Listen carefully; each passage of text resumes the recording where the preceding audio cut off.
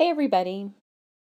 Today I'm here with a quick, fun tutorial on achieving a marbling effect using the MISTI and some of those solid silhouette type images that you have. To get started, I'm just using the Calling All Heroes stamp set from Stampin' Up. I'm just using this skyline image because it's solid and perfect for this technique. I have the image set up on the lid of my MISTI, and you can see that it's well loved. It has a little bit of staining on it. But I'm just going to make sure that it's straight using the grid lines on the lid of the MISTI and that it's where I want it on my card. Now I'm inking this image up in Tempting Turquoise ink. I'm going to ink the whole thing. And if it isn't perfectly inked the first time, don't worry about it. The beauty of the MISTI is you can stamp it again.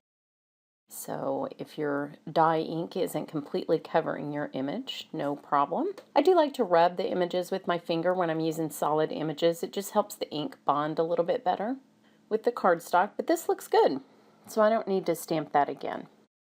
Now you will need a disposable glove for the next part. And what you're going to do is I'm going to take a little Daffodil Delight. I just want to add a second color to the top of these buildings just to give them a little bit of dimension. This is going to result in a green. So you just want to dab a little bit of yellow ink on the top of the buildings. And then just be sure and clean that off because you're going to be using this glove again. So now your stamp is in the same place. So it's just going to highlight the top of those buildings with that blue and yellow makes green color.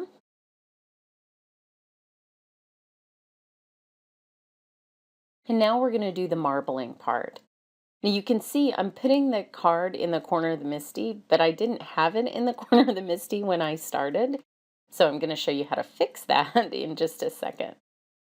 Now this time you want to get a lot more ink. I'm using Blackberry Bliss here, and you want to kind of use a swirling motion to put it on because you want a very irregular pattern on this darker ink. So now when I go to put my stamp down, you can see because I moved my cardstock like a ding-dong, I shouldn't have, that I need to adjust it and put it back in the position that it was in originally. But since I can see what I'm doing with the lid, this is no problem, and I can just position the stamp over the previously stamped image. So be better than I am and put your cardstock in the same place every time.